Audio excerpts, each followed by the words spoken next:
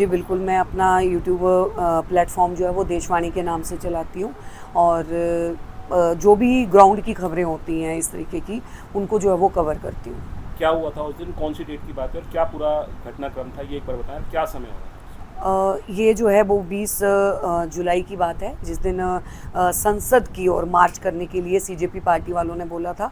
सो उससे पहले भी हम जो है वो लगातार उनके उसको जो है वो कवर कर रहे थे, लेकिन उस दिन हम लोग जो है वो कवर करने के लिए जब मैं वहाँ पे गई ग्राउंड पे, तो माहौल जो है वो मतलब बिल्कुल भी देखने लायक उस तरीके का नहीं था, क्योंकि हमने जो है वो वहाँ पे देखा, एक तो भीड़ बहुत ज़्यादा थी, लाखों की भीड़ जो है वो वहाँ पे पहुँच चुकी थी, और जो जितनी कैपेसिटी जो है अगर कहा जाए जंतर मंतर की थी भीड़ की, उतनी तो जंतर मंतर के अंदर थी, लेकिन उससे कहीं ज़्यादा भीड़ जो है वो बाहर थी, यानी कि सीपी में थी, पालिका में थी, उस जगह पे जो है वो देखने को मिली। बैरिकेड से पुलिस ने जो है वो हर किसी को रोक दिया था, लेकिन सबसे बड़ी बात थी कि जो एडवाइजरी थी पुलिस की, वहाँ पे कोई भी हमें पुलिस की एडवाइजरी को मानते हुए नज़र नहीं आया था। लेकिन हमने फिर भी, क्योंकि हमें पता था कि इस तरीके का माहौल जो है वो पैनिक हो सकता है, हमने जो है वो प्रोटेस्ट को कवर करने के लिए हम अंदर गए। तो जैसे ही हम लोग जा रहे थे, सबसे पहले हमारी एंट्री पे ही जो वो वहाँ पे लोग पहुँचे हुए थे, कुछ ऐसे अराजक तत्व वगैरह, जिनकी बात करें,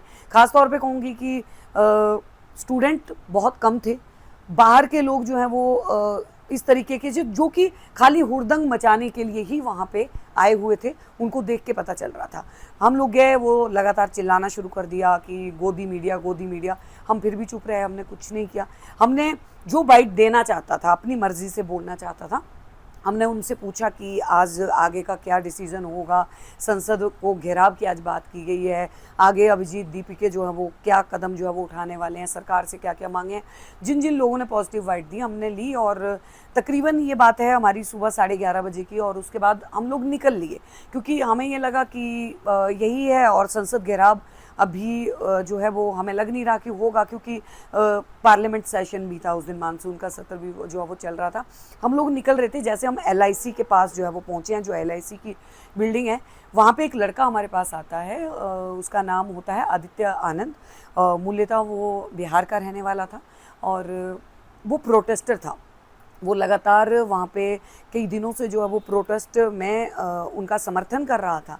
लेकिन जो हमने स्टार्टिंग में भी देखा था कि जिस तरीके से वहाँ पे माहौल को एक अलग ही एजेंडा जो है वो बना दिया था, क्योंकि नीट का तो ये मुद्दा लग ही नहीं रहा था, ये पेपर लीक की ऊपर जो है वो कोई बात वहाँ पे हो ही नहीं रही थी। बात धर्मेंद्र प्रधान के इस्तीफे की जो है वो ज़रूर हो रही थी, लेकिन उसके अलावा वहाँ पे एक अलग ही जो है वो चीज़ें चल रही थी। इससे पहले भी मेरी एक वीडियो जो है वो वायरल हुई थी, जहाँ पे इसी तरह से जंतर मंतर पे ही एक जो है वो अगर कहा जाए तो एक जो वहाँ पे प्रोटेस्ट करने आए हुए थे, उनमें से जो है वो ब्राह्मणवाद को जो है वो गालियाँ दे रहे थे। मैन हैंडलिंग आपके साथ उस दिन हुई, वो क्या घटना थी, आखिर कैसे उस सब की शुरुआत हुई? जी, हम जैसे कि मैंने बताया कि वो लड़का हमारे पास जो है वो आया, आदित्य आनंद, उसने कहा कि मैम मैं कुछ बात करना चाहता हूँ। तो हमने कहा कि ठीक है, आप रखिए अपनी बात। हमें नहीं पता था कि वो क्या बात जो है वो बोलेगा। तो उसके बाद उसने थोड़ा-सा हमें ब्रीफ़ किया कि मेरी जो है वो शिखा है, और मैम मेरी शिखा को खींचा गया।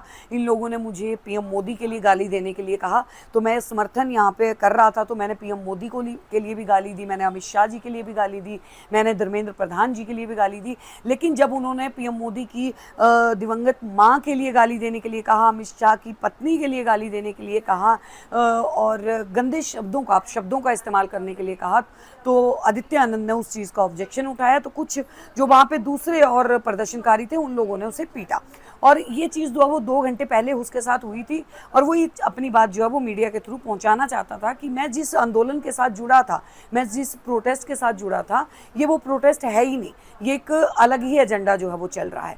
हम उसकी बाइट ले रहे थे, लेकिन उतनी देर में बहुत सारे लोग जो हैं वो वहाँ पे जय भीम के नारे लगाते हुए आए, और उन्होंने गोदी मीडिया और वापस जाओ, इस तरीके के नारे जो है वो शुरू कर दिए।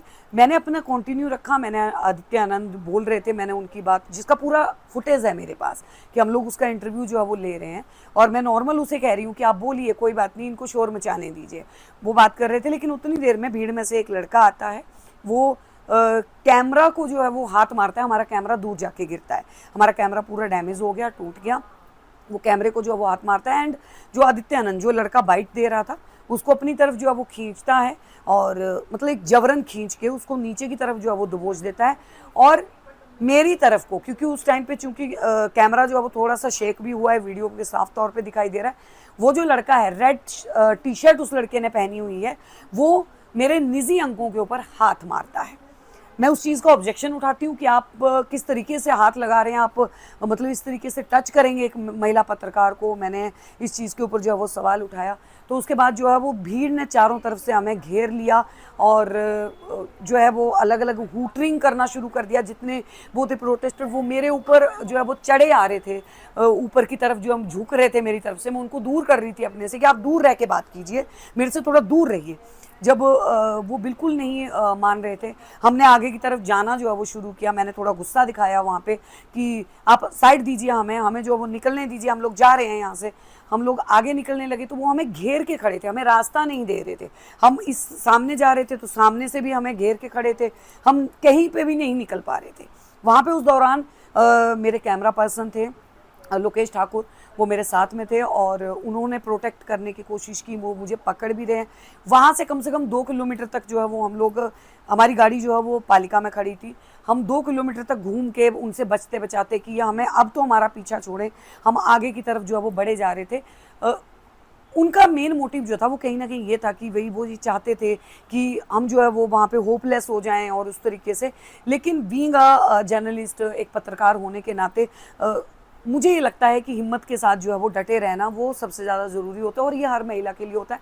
मैं ये मानती हूँ कि मेरी जगह पे अगर वहाँ पे कोई एक नॉर्मल महिला होती, मैं पत्रकारों की बात नहीं कर रही, लेकिन जो नॉर्मल महिला होती वो शायद नहीं डट पाती। जिस तरीके से वो मॉब लिंचिंग कर रहे थे वहाँ पे, जिस तरीके से वो भीड़ के साथ में आ रहे थे और पीछे से हाथ, यानी कि भीड़ में लोग खड़े हैं और पीछे से आवाज़ आ रही है कि जो कोर टीम ने कहा है, ठीक है, इन लोगों को मारो, और पीछे से हाथ आ रहे हैं। अचानक से कोई मेरी जांघ को खींच रहा है, कोई इधर से पीछे से हाथ आ रहा है किसी का, मतलब शक्ल नहीं देख पा रही हूँ, हाथ देख पा रही हूँ, उनके हाथ को मैं झटक रही हूँ।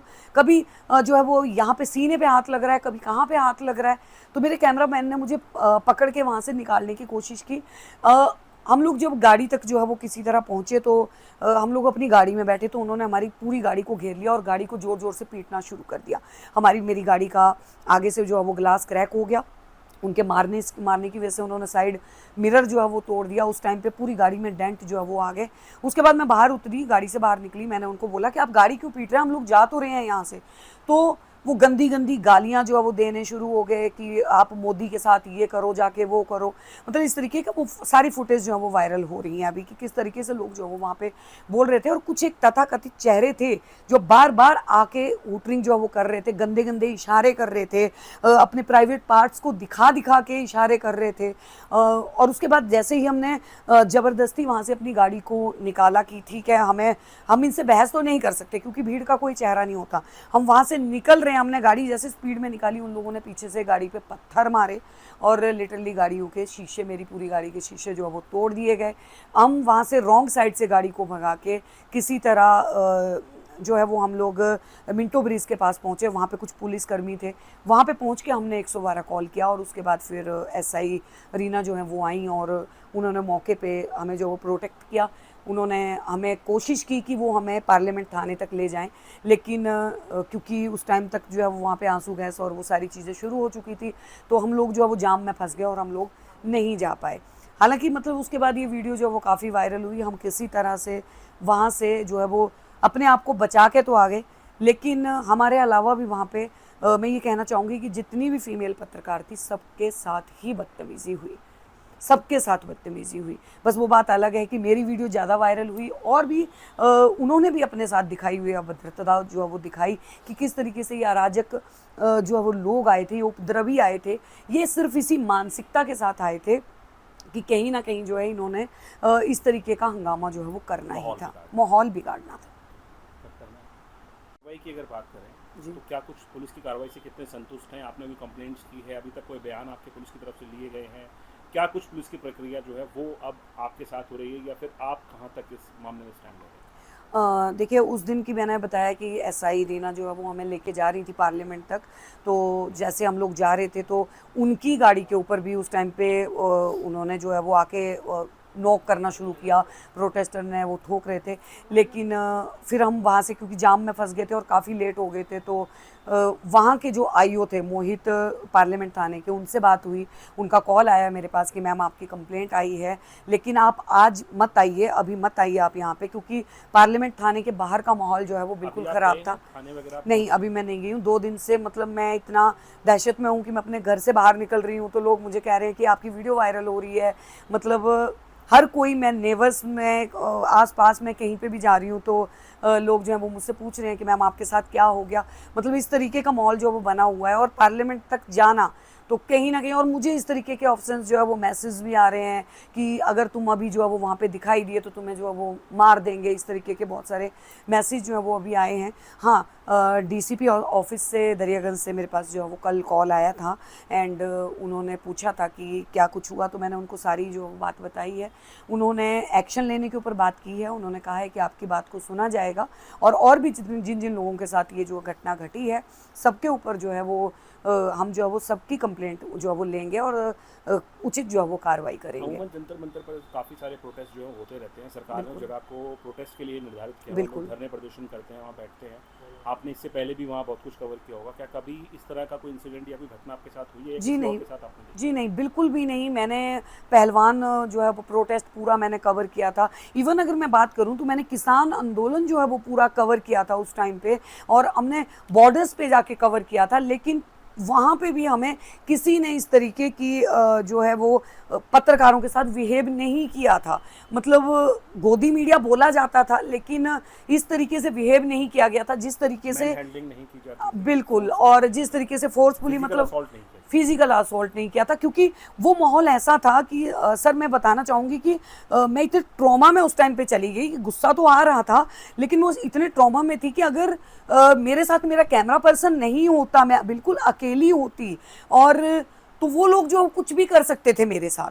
वो एक कोने में ले जाके, ये उस तरीके के उपद्रवी लोग थे कि ये जाके जो है वो किसी में महिला का रेप तक कर सकते थे। ये उस तरीके के लोग वहाँ पे जो वो मौजूद थे, क्योंकि वो जिस तरीके से उनकी मानसिकता थी, वो गंदे इशारे जो है वो कर रहे हैं। मैं यहाँ पे कहना चाहूँगी कि हमारे साथ वहाँ पे एक और जो है वो महिला पत्रकार थी, वो आके जो है वो प्रोटेक्ट कर रही हैं। और सबसे बड़ी बात कि उस प्रोटेस्ट के अंदर खुद इतनी सारी लड़कियाँ थी, महिलाएँ थी।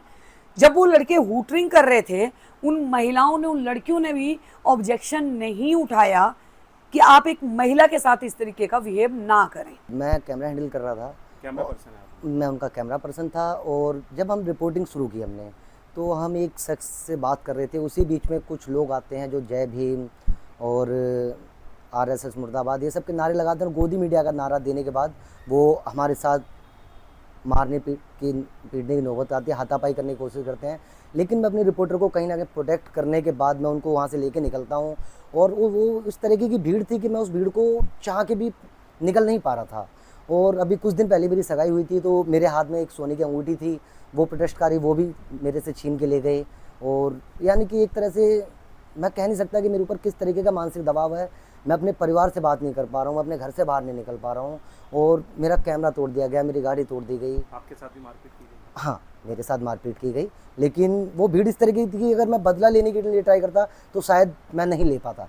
अच्छा, एक वीडियो दिखाई दे रहा है जिसमें आप जो है आशा जी को पकड़ रहे हैं। जी। वीडियो कुछ गलत तरीके से भी जो लोग हाँ, मैं बताता हूँ। उसकी सच्चाई क्या है?